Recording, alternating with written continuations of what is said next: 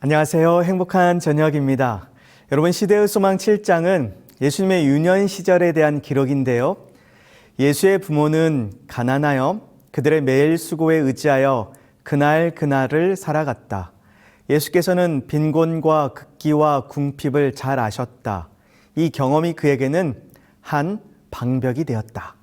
그의 부지런한 생애에는 시험을 이끌어드릴 만한 한가한 시간은 없었다. 그에게는 부패한 교제를 위한 길을 터놓는 목적 없는 시간이 없었다. 여러분, 예수님의 가정은 너무나 가난해서 하루 벌어 하루 먹고 살아갈 수밖에 없었기 때문에 몹시 고된 인생이셨지만 이것이 죄의 한눈 파는 일로부터 막아주는 방패가 되어 주었다고 합니다. 여러분, 우리 모두가 공감하는 대목이죠. 사람이 시간적으로 여유로우면 죄에 기웃거리게 되어 있습니다. 그래서 여러분, 가난한 것도 여유가 없는 것도 하나님의 목적 있는 섭리임을 기억하시게 되기를 바랍니다. 그런데 여러분, 여기 말씀에 보니까 어린 예수님은 시간을 허투루 보내셨나요? 아니죠. 어린 예수님은 목적 없는 시간이 없으셨대요.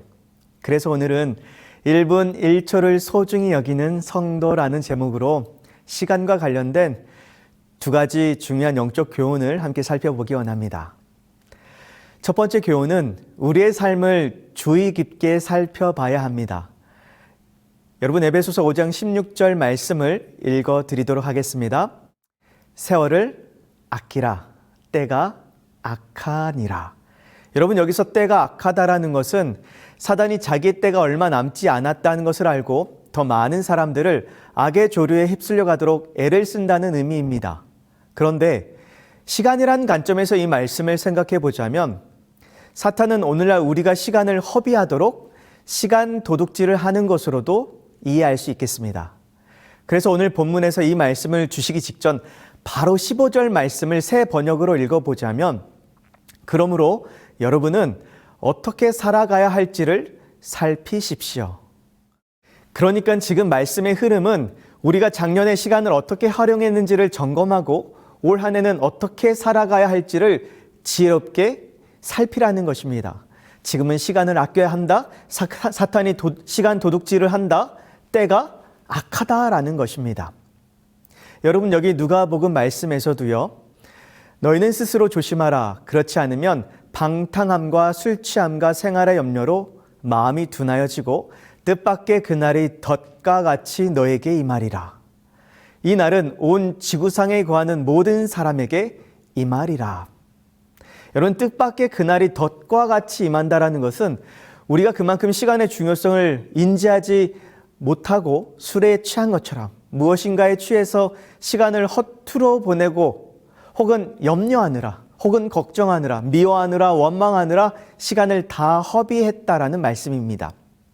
여러분, 이런 맥락에서 우리 삶을 되돌아보면 사탄이 우리에게서 얼마나 많은 시간들을 도둑질해 갔는지를 모릅니다. 특별히 여러분, 우리도 말씀처럼 무엇인가에 취해서 무엇인가에 중독이 되어서 시간 가는 줄 모르고 살아가고 있지는 않은지, 아니면 혹은 걱정하고 근심하면서 시간을 허비하고 있지는 않은지 점검해 봐야 하는 것입니다.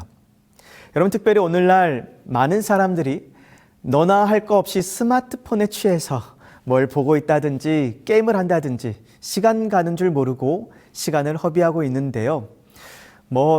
혹자는 이런 시간들을 통해서 스트레스가 풀린다고 하는데 정말 스트레스가 풀리는지는 모르겠지만 여러분, 분명한 것은요. 스마트폰이 우리 정신 건강에 도움이 되었다면 누구보다도 우리 예수님이 항상 스마트폰 하라고 명령하셨을 것입니다. 그런데 그렇지 않으셨죠. 그러면 여러분, 청소년이었던 우리 예수님은 시간을 어떻게 활용하셨고 어디에서 그 마음의 즐거움을 얻으셨을까요?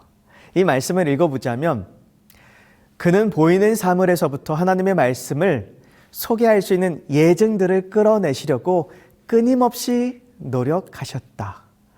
여러분, 예수님의 취미가 무엇이었냐면요. 아침에 읽었던 말씀을 그냥 잊어버리는 것이 아니라 학교에서나 학원에서나 친구들과 놀 때도 혹은 길거리를 걸으면서 구름을 바라보면서 혹은 천연계 속에서 아침에 읽었던 그 말씀들을 상고하면서 어떻게 하면 아침에 읽었던 이 말씀을 이 천연계의 재료들을 가지고 눈에 보이는 사물들을 가지고 사람들에게 쉽고 재미있게 소개하고 가르칠 수 있을까? 이런 예화들을 찾아내시는데 즐거움을 얻으셨다고 합니다. 그래서 사복음서에 보면 예수님의 설교는 대부분 모든 사람들이 쉽게 이해하고 관심을 가질 수 있는 비유들로 이루어져 있는 것을 볼 수 있습니다. 여러분, 우리도 예수님처럼 내 영혼뿐만 아니라 다른 사람들에게도 덕이 되는 고상한 취미를 가져보게 되기를 바랍니다. 그리스도께서는 매분 매초를 귀히 여기셨으므로 우리도 그와 같이 시간을 귀하게 여겨야 한다. 인생은 헛되이 보내기에는 너무도 짧다. 1분 1초라도 소중히 여겨라. 쓸모없는 이야기로 허비하는 시간, 아침에 침상에서 공연히 써버리는 시간, 전차나 기차로 여행하는 시간, 식사를 기다리는 시간, 약속한 시간에 늦는 사람을 기다리는 시간과 같은 이런 부스러기 시간을 잘 붙잡아 독서와 연구와 숙고하는 일에 쓴다면 얼마나 큰 일을 성취하게 될까? 여러분, 우리 예수님은 목적 없는 시간이 없으셨습니다. 여러분, 시간을 허투루 보내지 않으셨다는 것은 늘 미리서 그날 해야 할 일들을 체크하고 기도로 하루 일과를 계획하셨다는 말입니다. 그래서 시대의 소망 7장을 중심으로 예수님의 그 하루 일과표를 좀 간단히 소개해 드리자면 예수님은 말씀으로 하루를 시작하셨습니다. 그리고 기도로 하루를 계획하셨습니다. 그리고 시골집에서 어머니 마리아를 도와 가사일을 도우셨고요. 기술을 배워서 아버지 요셉과 목공소에서 일을 하셨고, 때로는 천연계에 나아가셔서 말씀을 상고하면서 예화들을 만들어내셨고, 자발적인 손으로 항상 다른 사람들의 필요를 채우셨습니다. 예수님은 시간을 소중히 여기셨고 허투루 보내지 않으셨고 짜투리 시간도 최대한 활용하셨습니다. 여러분, 세계적으로 유명한 하버드 대학에 입학을 하게 되면 학생들이 첫 수업으로 듣는 필수 과목이 바로 시간 관리 수업이라고 합니다. 시간을 어떻게 쓰는가에 따라서 인생의 성공 여부가 달라지기 때문입니다. 하버드 첫 강의 시간 관리 수업이라는 책에 보면 이런 글이 있어요. 시간을 분 단위로 계산하는 사람은 시 단위로 계산하는 사람보다 59배의 시간이 더 있다. 여러분, 항아리 안에 큰 돌멩이를 넣어야 하는데 커서 들어가지 않아요. 그러면 어떻게 하면 넣을 수 있을까요? 돌멩이를 쪼개는 방법밖에 없습니다. 쪼개면 쪼갤수록 많이 들어가게 되어 있습니다. 그래서 우리도 가능하면 시간을 쪼갤 수 있을 때까지 쪼개서 계획하고 활용한다면 더 가치 있게 하루를 보낼 수 있을 것입니다. 여러분, 시편 90편 10절입니다. 우리의 연수가 70이요 강건하면 80이라도 그 연수의 자랑은 수고와 슬픔뿐이요 신속히 가니 우리가 날아가나이다. 여러분, 모세는 120살을 살았습니다. 우리나라 지금 평균 수명이 84세이니까 우리보다 약 50년을 더 살았습니다. 그런데도 시간이 신속히 가니 어떻게 간다고요? 네, 날아간다라고 기록합니다. 그런데 여러분, 여기 10절에서 인생의 덧없음을 깨닫게 된 모세가요, 그래 인생 있어, 더 늙기 전에 먹고 즐기자, 이게 아니라 12절에 이렇게 기도합니다. 우리에게 우리 날 계수함을 가르치사 지혜로운 마음을 얻게 하소서. 여러분, 여기서 나를 계수한다라는 것은 그만큼 우리 인생이 짧고 유한함을 깨달아서 시간을 잘 활용할 수 있는 지혜의 마음을 달라는 것을 의미합니다. 사랑하는 성도님들, 시간은 한번 흘러가면 절대로 돌이킬 수 없지요.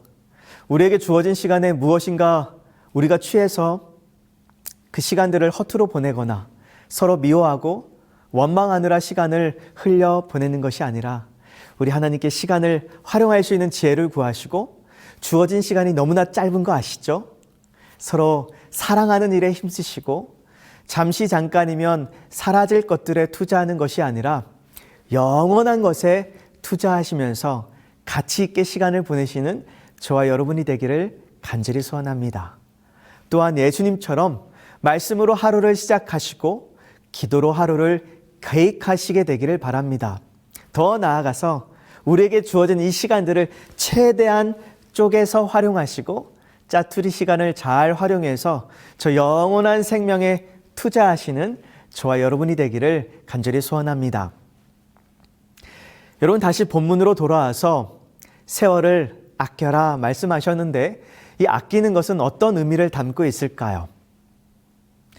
여러분, 돈을 아껴라 하면 돈을 안 쓰고 모으는 것을 의미하지만 시간을 아끼라는 것은 시간을 안 쓸 수도 없고 모을 수도 없잖아요.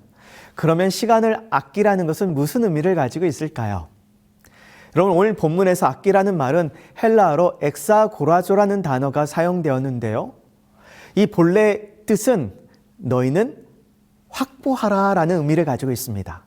그러니까 앞서 살펴봤던 것처럼 우리가 가만히 있으면 사탄에게 시간 도둑질을 당해서 시간을 허투루 보낼 수밖에 없으니 이 악한 때에 얼마 남지 않은 이때 우리는 적극적으로 선하고 의롭고 진실한 일을 할 수 있도록 기회를 만들어가야 한다라는 것입니다. 다시 말해서 우리가 선을 행할 수 있는 시간이 얼마 남지 않았으니 더 적극적으로 선을 행할 수 있는 기회를, 시간을 확보하라는 말씀입니다. 우리는 시간을 아끼라는 권면을 받고 있다. 그러나 일단 낭비된 시간은 전혀 회복할 수 없다. 우리는 단 1초도 회복할 수 없다. 우리가 우리 시간을 아낄 수 있는 단 한 가지 방법은 남아있는 시간을 가치 있게 사용하는 것과 하나님의 크신 구속 사업에 그분과 동역자가 되는 것뿐이다. 그래서 여러분, 앞에서는 시간을 가치 있게 사용하는 방법에 대해서 우리가 살펴봤고요. 두 번째는 하나님의 구속 사업에 시간을 투자하자입니다. 여러분, 에베소서 본문에서 세월을 아끼라는 말씀은 시간을 잘 활용하라는 의미도 있지만 때가 악하기에 심판의 때가 얼마 남지 않았기 때문에 더 적극적으로 주님의 막바지 사업에 시간을 투자하고 헌신하라는 권면의 말씀입니다. 여러분, 저는 예수님께서 초등학교 5학년 그 나이에 하셨던 이 말씀이 2024년 내내 우리 성도님들의 고백이 되기를 소원하는데요.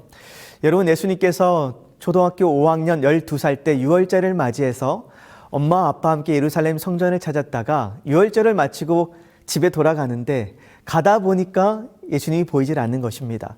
그래서 다시 예루살렘에 돌아와서 사흘 만에 예수님을 만나게 되죠. 그리고 그때 어머니 마리아가 너 왜 여기 있느냐라고 걱정스럽게 묻자 예수님께서 이렇게 말씀하십니다. 누가복음 2장 49절인데요. 예수께서 이르시되 어찌하여 나를 찾으셨나이까? 내가 내 아버지 집에 있어야 될 줄을 알지 못하셨나이까 하시니. 여러분, 우리 예수님은 12살 때 당신의 사명에 눈을 뜨셨다고 합니다. 그래서 어린 예수님은 하나님의 구속 사업의 동업자라는 사실을 깨닫고 제가 아버지의 집에 있는 것이 당연한 일이라고 말하고 있는 것입니다. 여러분, 우리가 시간을 아낄 수 있는 유일한 방법은 시간을 가치 있게 사용하는 것과 하나님의 구속 사업의 주님의 동역자가 되는 것임을 기억하시게 되기를 바랍니다. 여러분, 하나님은 우리 모두를 당신의 구속 사업의 동업자로 불러주셨습니다. 그래서 우리의 마음이 머물러 있어야 할 곳은 주님의 성전이고 우리가 시간을 투자해야 할 곳은 하나님의 구속 사업임을 기억하시게 되기를 간절히 소원합니다. 여러분, 2024년 정말 축복받는 한 해가 되기를 원하십니까? 그렇다면 남을 축복하기 위해 살기로 결심하십시다.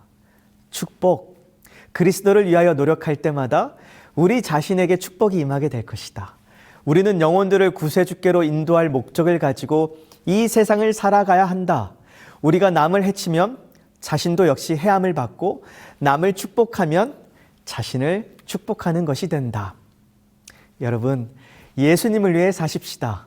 한 영혼을 예수님께로 이끄는 것이 저와 우리 모든 재림교회 성도들의 삶의 목적이 되기를 바랍니다.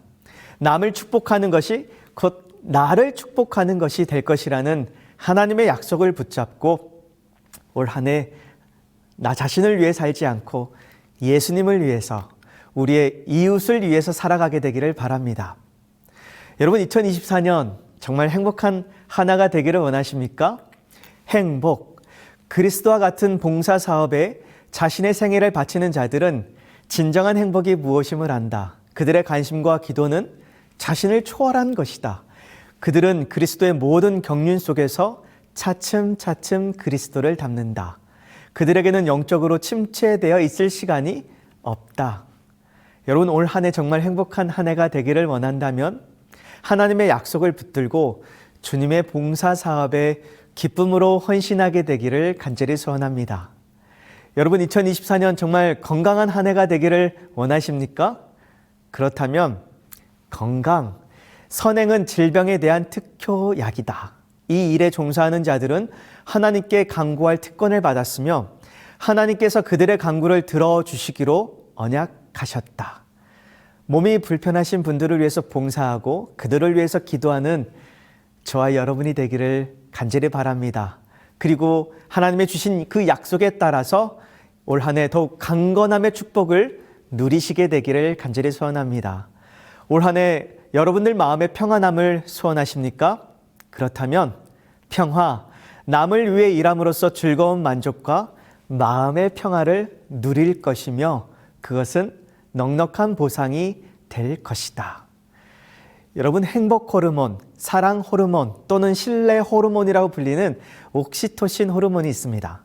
제가 오래전에 40살이 넘으면서 서점에 갔다가 인생의 재발견, 40 이후 어떻게 살 것인가 라는 이 책 제목에 끌려서 구입한 책이 있는데요.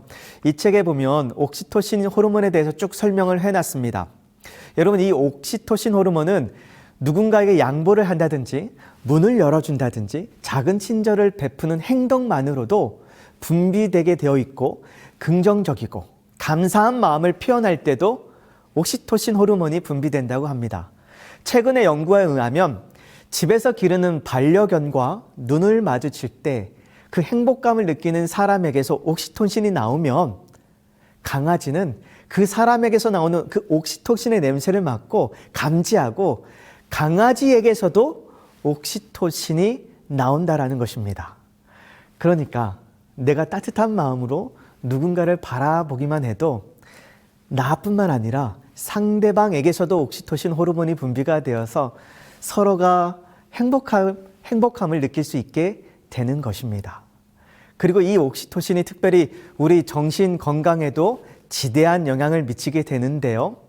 잠시 영상을 보도록 하겠습니다. 세로토닌과 옥시토신은 우리가 편안하고 행복한 기분을 느낄 때 분비되는 호르몬입니다.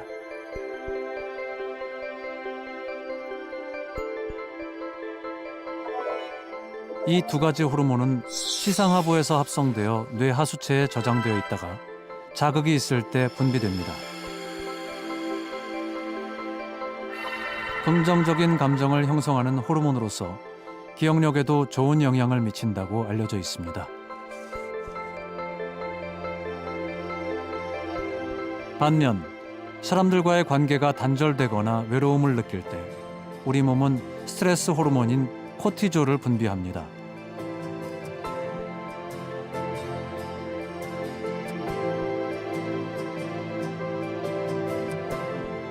스트레스를 받으면 편도체가 뇌 하수체에 명령해 부신 피질을 자극합니다. 이때 부신 피질에서는 코티졸과 같은 스트레스 호르몬을 분비합니다. 문제는 코티졸의 농도가 지나치게 높아질 경우입니다. 코티졸이 기억을 담당하는 해마를 위축시켜 기억력에 손상을 주게 되는 것입니다. 여러분 성경에서도 이를 뒷받침해주고 있습니다. 구제를 좋아하는 자는 풍족하여질 것이요 남을 윤택하게 하는 자는 자기도 윤택하여 지리라. 그리고 예수님도요. 그분은 유년 시절부터 오직 한 목적에 사로잡히셨는데 곧 남을 축복하기 위하여 생애하셨다. 여러분 나 자신을 위한 삶에는 그 행복의 정도가 한계가 있지만 우리가 예수님을 위해서 남을 위해 사는 삶에는 남을 섬기는 일에는 섬기면 섬길수록 더 풍족해지고 나눌수록 더 윤택해지게 되어 있습니다. 그리고 우리 주님은 이렇게 사는 것이 행복의 비결임을 아셨기 때문에 우리 주님은 직접 그런 삶을 사셨고 우리에게 본이 되어 주셨고 하나님을 사랑하고 이웃을 사랑하며 살라고 명령하신 것입니다. 사랑하는 성도님들, 우리에게 주어진 시간을 가치 있게 사용하도록 매일의 시간을 기도로 계획하시게 되기를 바랍니다.